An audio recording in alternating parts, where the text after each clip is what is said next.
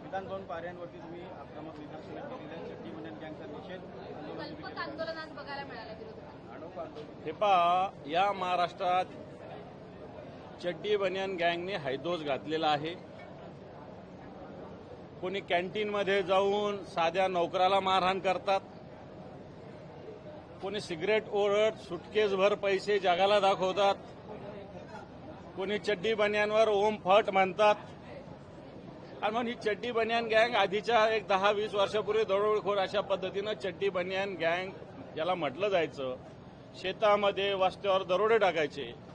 आता शेतामध्ये वस्त्यावर नाही तर या महाराष्ट्रावर दरोडा टाकण्याचं काम ही चड्डी बनियान गँग टाकते. टेंडरचे घोटाळे यांचे बाहेर येतात, नोटाच्या यांच्या बॅगाच्या बॅगा बाहेर येतात.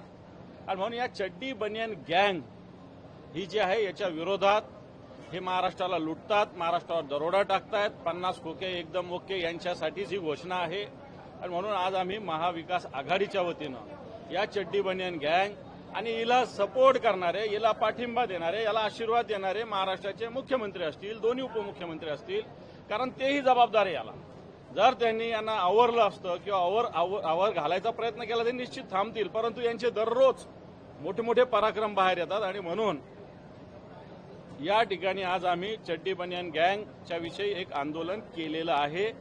बनियान घालून आणि टॉवेल गुंडाळून हे आंदोलन आम्ही केलेलं आहे.